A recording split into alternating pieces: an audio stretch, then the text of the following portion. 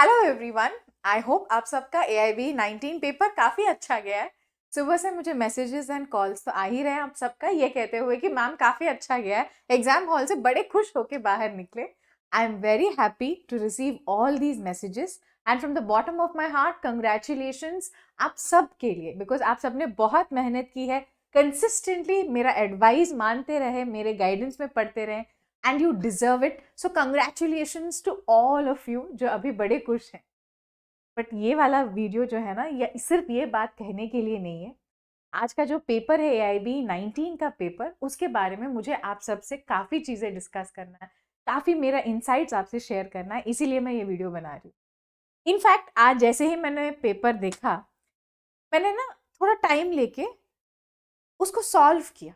मैंने ऐसा देखा कि अगर मैं आपकी जगह एग्जाम में होती, एग्जाम हॉल में होती एंड एकदम यही पेपर मुझे मिलता, तो मैं क्या करती। तो मैंने क्या किया, वही पेपर को मैंने अपना ही बैराक सेट के साथ बैठकर सॉल्व करने की कोशिश की।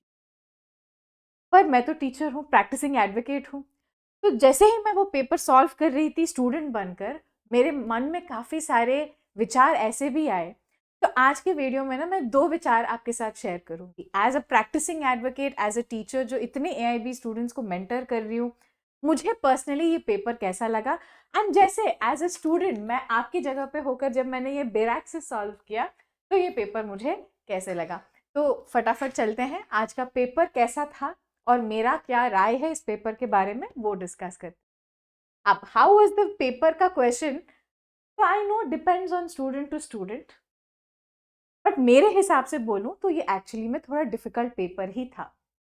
अगर हम एक पैटर्न के हिसाब से देखते हुए आए हैं, AIB 16 से 17 मुश्किल हुआ, 17 से 18 मुश्किल हुआ, एंड जो हमारा प्रिडिक्शन था कि शायद 19 थोड़ा सा और मुश्किल हो जाए, ऐसा ही हुआ। काफ़ी लोगों का ये भी मैसेज था कि मैम टाइम नहीं मिल पाया हमें कंप्लीट करने में, क्वेश्चंस काफ़ी ट्रिकी लगे, हम ना मतलब कंफ्यूज हो गए थे एग्जाम हॉल में बैठे हुए। अगर आपको ऐसा लगा है ना, I can totally understand, and ये आपकी गलती नहीं है, मैं बता देती हूँ। मुझे पता है कि काफ़ी सारे हार्ड वर्किंग स्टूडेंट्स को भी वहाँ पे जाके थोड़ा सा मुश्किल लगा पेपर। मैंने इसीलिए एज अ स्टूडेंट बन के एग्जाम दिया, ताकि मैं समझ पाऊँ कि आप उस हालात में जब एग्जाम हॉल में बैठे आपको क्या फीलिंग हुआ। अब आगे जाने से पहले पहले मैं डिस्कस करूंगी एज अ प्रैक्टिसिंग एडवोकेट मुझे क्या लगा, एंड एज अ टीचर मुझे बड़ी खुशी हुई कि फाइनली AIB वाले रेलेवेंट क्वेश्चन पूछ रहे हैं। AIB क्लियर करके जब आप एडवोकेट बनोगे, आप पे ना काफी सारे रियल लाइफ सिचुएशंस एक साथ टूट पड़ते हैं। एक साथ यू आर क्लूलेस कि मैं क्या करूं। कॉलेज में लॉ तो पढ़ लिया, उसके बाद मैंने 2-4 साल ऐसे जूनियर ऐसा ये वो कर लिया। अब मैं एडवोकेट बन के अपना ऑफिस चलाना चाहता हूँ या चाहती हूँ, या फिर मैं ये करना चाहती हूँ, वो करना चाहता हूँ। तो people are totally clueless, because उनको कभी कोई भी रियल लाइफ सिनेरियो के बारे में किसी ने ना क्वेश्चंस पूछे, ना उन्होंने कभी आंसर्स दिए, ना उस नजरिए से कभी देखे। तो उस हिसाब से देखो, as a practising advocate and as a senior in your profession, तो मुझे बड़ी खुशी हुई कि इस बार अच्छे क्वेश्चंस पूछे। फाइनली कुछ एप्लीकेशन बेस्ड क्वेश्चंस पूछे, एंड जो रूटीन क्वेश्चंस वही क्वेश्चन बार बार रिपीट कर करके पूछ रहे थे, वो वाले नहीं पूछे। इस बार एक खासकर एक एग्जाम्पल देती हूँ आपको। स्पेसिफिक रिलीफ एक्ट से रियल एस्टेट डेवलपर का एक प्रैक्टिकल क्वेश्चन पूछा। मुझे खुद पता है कि जितने भी लॉयर्स सिविल लॉ में प्रैक्टिस करते हैं, ऐसा सिचुएशन आपके कोर्ट के प्रैक्टिस में 100% आपके पास आएगा ही आएगा। तो I am very happy to see कि जो क्वेश्चंस आपको रियल लाइफ में मिलेंगे एज एन एडवोकेट, वैसे क्वेश्चंस इस बार AIB वालों ने उठाकर आपके क्वेश्चन पेपर में पूछे। ये बड़ी अच्छी खबर थी। सिमिलरली जो IPR का टॉपिक था, उसमें भी जो ट्रेडमार्क को लेकर उन्होंने एक क्वेश्चन पूछा, वो भी काफी प्रैक्टिकल, काफी रियल लाइफ सिनेरियो वाली क्वेश्चन थी। क्योंकि ऐसे सिमिलैरिटीज, डोंट वरी क्वेश्चंस भी मैं डिस्कस करूंगी, बट मैं बस बता रही हूँ, जैसे वो सिमिलैरिटी वाला क्वेश्चन था ट्रेडमार्क को लेकर, वो भी इतना कॉमन है, इतना कॉमन है कि एज अ प्रैक्टिसिंग एडवोकेट आपको उतना तो पता होना चाहिए। ऐसे कई सारे क्वेश्चंस थे, तो इसीलिए उस हिसाब से देखें, I am very happy with how the questions are framed. But but don't worry, as a student मैंने इसीलिए एग्जाम लिखा, ताकि मैं समझ पाऊं कि इस पेपर में ना स्टूडेंट के हिसाब से क्या क्या तकलीफें थी। ऑफकोर्स सबसे पहले बात तो यही है कि पेपर तो अनडाउटेडली लेंदी था, मैं मानती हूँ, ठीक है, क्योंकि इस बार के questions this time unexpectedly 7 to 8 lines का क्वेश्चन, फिर 4 to 5 लाइन्स का ऑप्शन था। अब ये पढ़ते पढ़ते काफी लोगों का टाइम निकल चुका। एंड बात ये भी है, पता है ऐसे लेंदी क्वेश्चंस कितने आए पेपर में? इस बार लगभग आपके तो 30 क्वेश्चंस ऐसे थे जहां पर 7-8 लाइन का सिर्फ क्वेश्चन था। और जितने भी लोगों ने बाई लैंग्वेज हिंदी इंग्लिश या गुजराती इंग्लिश ऐसा दोनों लैंग्वेज में ऑप्ट किया, उनके साथ ये हुआ कि पहले उन्होंने अपना एक लैंग्वेज में, जैसे मान लेते हैं इंग्लिश में पहले क्वेश्चन पेपर पढ़ रहे थे, तो उसमें उन्होंने पहले 7-8 लाइन पढ़ते पढ़ते 1 मिनट स्पेंड किया, समझ में बिल्कुल नहीं आया तो फिर से वो रीजनल लैंग्वेज में पढ़ते एक और 1-2 मिनट वहां पे। तो ये पूरा सर्कल चलता रहा, जिसके वजह से भी क्वेश्चन पढ़ने और जो पढ़े हैं वो क्वेश्चन समझने में काफी टाइम लग गया। तो टाइम मैनेजमेंट इश्यू थी। पर एक चीज मैं क्लियरली बता देती हूँ, अगर मन में थोड़ा सा दुख हो रहा है ना इस बात का, तो आप इतना चिंता मत करो, क्योंकि ये पहली बार है एआईबी के हिस्ट्री में, ऐसे कभी भी हमने नहीं देखा कि इतने लंबे क्वेश्चन पूछ रहे हैं, वो भी 30 क्वेश्चन पूछ रहे हैं। ऐसा क्वेश्चन पेपर का प्रैक्टिस हम जुडिशरी प्रीलिम्स में करते हैं।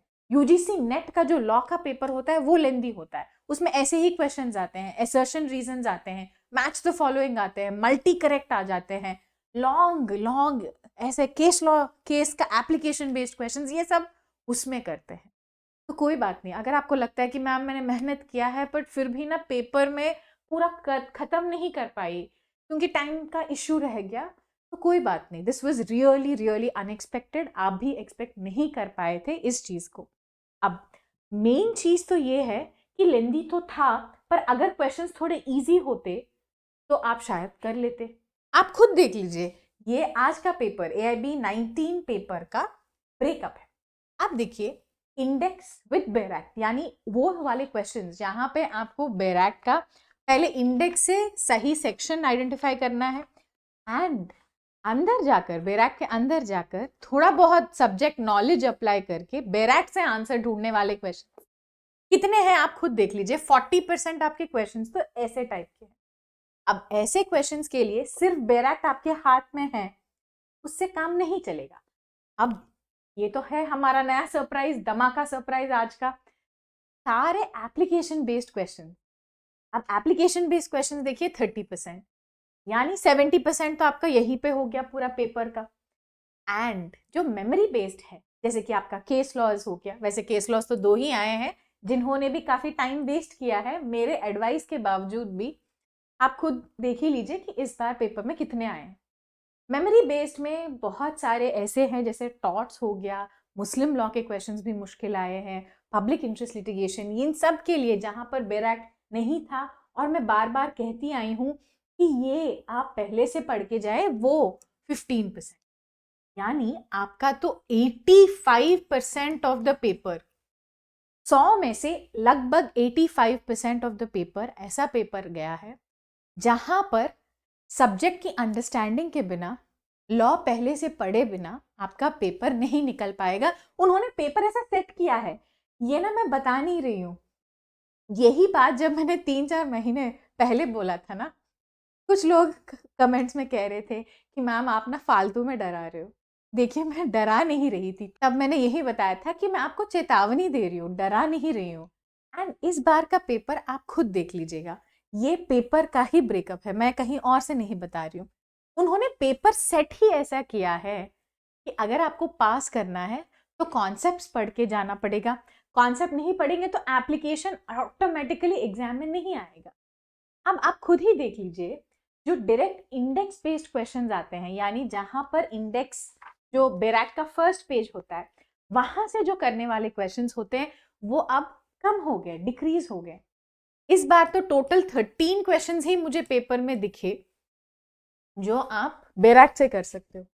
पर सारे स्टूडेंट्स के पास सारे बैराक्स तो होते ही नहीं है एग्जाम हॉल में, यानी आपके पास जो मेजर एक्ट्स हैं वहां से शायद आपने 10 मैक्स टू मैक्स कर लिए होंगे बस। बाकी बाकी क्वेश्चंस करने के लिए पहले से पढ़ के जाना जरूरी था। जैसे for example index with bare acts questions में भी मैं एक एग्जाम्पल देती हूँ आज के पेपर में। जैसे वो सेक्शन 299 एंड सेक्शन 300 का मेरे full course and core course में 35-40 मिनट्स का लेक्चर लिया था इसी पॉइंट को समझाने के लिए कि कल्पेबल होमिसाइड और मर्डर में क्या है, वो डिटेल क्या है जो फर्क बनाता है इन दोनों में। तो कुछ लोगों ने कहा मैम हमें तो इतना थियरी पढ़ना ही नहीं है, क्वेश्चंस तो आते ही नहीं है, क्यों ही पढ़ा रहे हैं आप। अब देखिए वो जो सेम पॉइंट जो मैंने बताया था प्री मेडिटेशन के बारे में, वही इस बार क्वेश्चन आया। हाँ, आप कह सकते हो कि मैम बेरैक्ट है, इंडेक्स है, सेक्शन 300 है, हमें पता ही है, ढूंढ तो लेंगे।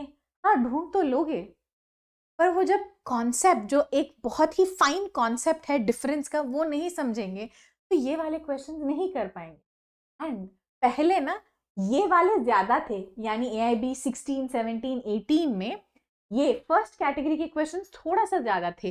पहले 13 नहीं आते थे, 20 आ जाते थे। और ये वाले क्वेश्चंस इतने ज्यादा नहीं आते हैं। इस बार देखो 37 आए हैं ऐसे क्वेश्चंस।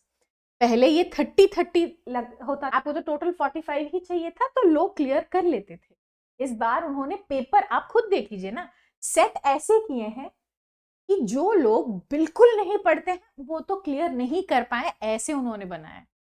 अरे अभी तक तो हम मेन बात पे आए ही नहीं है, अपना एप्लीकेशन बेस्ड क्वेश्चन। वही क्वेश्चन जो मैं बता रही थी, 7-7, 8-8 लाइन के जो क्वेश्चंस थे। पहले ऐसा होता था, अच्छा ए ने वो किया, बी ने ये किया, तो क्या ऑफेंस हो गया। जब ऐसे क्वेश्चन आता था, मैंने क्या बताया, ये सब आप बस बेरैक्ट उठाइए, बेरैक्ट के इलस्ट्रेशन में आपको मिलेगा करके मैंने बताया।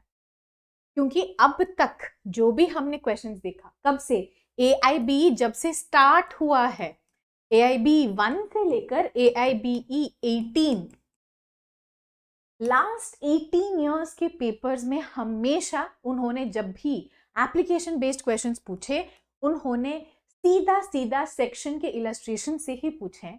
एंड इस बार हिस्ट्री में पहली बार AIB 19 में जाकर पूरा पेपर चेंज किया। एप्लीकेशन बेस्ड क्वेश्चंस कितने पूछे हैं, लगभग पूरे पेपर में 30 क्वेश्चंस पूछे हैं, यानी increase like anything. It's not कि 1 से 2 कर दिए, 2 से 3, जो पहले 2-3 क्वेश्चंस आते थे उसको 30 बना दिए। एंड जो पहले 2-3 क्वेश्चंस इलस्ट्रेशन से आते हैं उनको हटा दिया। उन्होंने रियल लाइफ सिचुएशंस दिए, वही जो मैं कह रही हूँ, आपका IPR, स्पेसिफिक रिलीफ, जो भी रियल लाइफ में as an advocate AIB clear करके जब आप एडवोकेट बनते हैं तो आपके पास जब क्लाइंट्स आते हैं यही केसेस लेके आते हैं। इसलिए तो एज अ प्रैक्टिसिंग एडवोकेट मैं बड़ी खुश हूँ कि जो जूनियर्स की ट्रेनिंग अब होगी बहुत अच्छे से होगी, क्योंकि अब उनको पता है कि ऐसे क्वेश्चंस आएंगे तो हमें इस सिनेरियो के लिए तैयार रहना पड़ेगा। तो उस हिसाब से तो मैं बड़ी खुश हूँ। But again I understand students इसके लिए बिल्कुल भी प्रिपेयर्ड नहीं थे। तो जिन्होंने भी पहले एटलीस्ट थोड़ा सा पहले पढ़ाई स्टार्ट नहीं किया, ये कॉन्सेप्चुअल अंडरस्टैंडिंग आपका एक हफ्ते में नहीं बढ़ सकता है। यही बात मैंने कई बार बोला भी है कि सिर्फ PDF पर या सिर्फ नोट्स पर आप बहुत ज़्यादा रिलाई मत कीजिए, क्योंकि एक नोट मैंने अगर आपको दिया उसमें कॉन्सेप्ट आपके पास में नहीं पहुंचा सकती। इसीलिए इनफैक्ट जो मैंने लास्ट में इंपॉर्टेंट क्वेश्चंस का कोर्स भी किया था, उसमें भी बहुत लोग कहते थे कि मैम हमें ना वीडियो नहीं चाहिए, जो आप 5 घंटे में पूरा बताने की कोशिश कर रहे हो ना, वो भी हमें नहीं चाहिए, हमें सिर्फ PDF चाहिए। अब देखिए सिर्फ PDF से आप ये वाले क्वेश्चन 40% नहीं कर पाएंगे, ये वाले भी नहीं कर पाएंगे, ना मेमोरी बेस्ड कर पाएंगे। शायद मेमोरी बेस्ड के शायद थोड़े से आप कर पाए, पर बाकी क्वेश्चन सारे उन्होंने पेपर ऐसा बना रखा है conceptual, application based, subject knowledge के बिना क्लियर ना हो ऐसे बनाए। इनफैक्ट हमारा कस्टमर सपोर्ट को मैंने ना ऐसे बोल रखा है कि आप जो भी पूछता है ना कि मैम सिर्फ नोट्स पढ़ना है, आपके कोर्स ज्वाइन करना है, मैंने कहा कि आप प्लीज उनको मना कर दीजिए ऐसे स्टूडेंट्स को। मैंने कुछ स्टूडेंट्स को सच में मना भी किया है। मैंने ये समझाया कि अगर ये एग्जाम सच में सिर्फ नोट से क्लियर हो जाता तो मुझे 75 आवर्स इतनी मेहनत करके इतने क्लासेस बनाने की जरूरत ही नहीं थी। मैं खुद कहती बड़ी खुशी खुशी कि आप ये बस ले लो, आपका निकल जाएगा, आप भी खुश मैं भी खुश। अब पूरा सिस्टम बदल चुका है। आप प्लीज ये समझें, अगर आपका कोई सीनियर कहता है कि 3 साल पहले उन्होंने AIB क्लियर किया, तब बस 2 दिन में 2 बैरक ऐसे हाथ में लगाकर निकल गए एग्जाम के लिए और उनका क्लियर हो गया, तो हाँ वो जमाना अलग था। मैंने भी जब क्लियर किया था तो लोग ऐसे ही क्लियर करते थे। वो जमाना अलग है। अब वो जमाना अलग था, अब का जमाना, आपका पेपर पैटर्न चेंज हो। अब जाते जाते मुझे एक ही चीज बताना है कि जिन्होंने भी मेरा साथ रहकर फुल कोर्स कोर कोर्स में गाइडेंस लेते हुए पढ़े हैं, आई एम श्योर आप अच्छे से क्लियर करोगे। और जितने भी लोग थोड़ा पहले अपना प्रिपरेशन स्टार्ट कर लिए हैं, आई नो कि आप सब लोग रफली 65 तो मिनिमम लेके ही आ गए होंगे। Most of the students 65 to 70 के रेंज में होंगे, and I am very happy कि आप सब लोग आराम से अब क्लियर कर लोगे। एंड कुछ स्टूडेंट्स अभी भी जो थोड़े कट ऑफ के इर्द गिर्द हैं, उनको मैं एक ही चीज बताना चाहती हूँ कि देखिए डाउटफुल क्वेश्चन इस बार भी हैं, पिछली बार की तरह ही इस बार भी मेरे हिसाब से एटलीस्ट 3 to 4 क्वेश्चन है जहाँ पे डिलीशन या की रिविजन होने का अच्छा चांस है। तो आप अभी टेंशन मत लो, अभी भी आपका शायद निकल जाए, क्योंकि जब तक हमारे पास फाइनल की नहीं मिल जाता है आपको टेंशन नहीं लेना है। एंड अभी भी है कुछ डाउटफुल क्वेश्चंस है जो मैं आगे की वीडियो में, पेपर सॉल्विंग के वीडियो में, वो भी डिस्कस करूंगी। ठीक है, तो ऑल इन ऑल बात ये है कि AIB का पेपर पैटर्न ना बदल चुका है। 17 से 18, 18 से 19 ये काफी क्लियर हो गया है कि बार काउंसिल वाले ना अपना क्वेश्चंस का स्टैंडर्ड बढ़ा रहे हैं, जो कि काफी अच्छी चीज है, अच्छा क्वेश्चंस पूछ रहे हैं। तो जिन्होंने भी AIB 19 आज का पेपर काफी अच्छे से दे के आए हैं, आपका अच्छा इसीलिए नहीं हुआ क्योंकि पेपर इजी था, पेपर तो मुश्किल था, अनएक्सपेक्टेड था, आपने कंसिस्टेंटली मेहनत किया, बहुत हार्डवर्क किया, इसीलिए आपका पेपर अच्छा गया। तो कंग्रेचुलेशन। अब जो थोड़ा बहुत डर रहे हैं ना लोग, मैं एक चीज क्लैरिफाई कर देती हूँ, अभी ना आपको डरने की जरूरत नहीं है। बहुत सारे की रिविजन्स होंगे। अभी पहले एक प्रोविजनल आंसर की आएगा, फिर उसमें हम ऑब्जेक्शंस रेज कर सकते हैं, उसके बाद AIB वाले फाइनल ऑफिशियल की रिलीज करेंगे। जो फाइनल आपका रिजल्ट आएगा ना, वो इस ऑफिशियल की के आधार पर ही आएगा। तो इन्होंने ये बोला है, उन्होंने वो बोला है, मैम इस की को रिलाई करें, उस की को रिलाई करें, अभी आपको चिंता करने की जरूरत नहीं है। जब तक आपका फाइनल AIB ऑफिशियल आंसर की नहीं रिलीज हो जाता, आपका अभी भी चांस है पासिंग के। टेंशन मत होइए। All the best to everybody.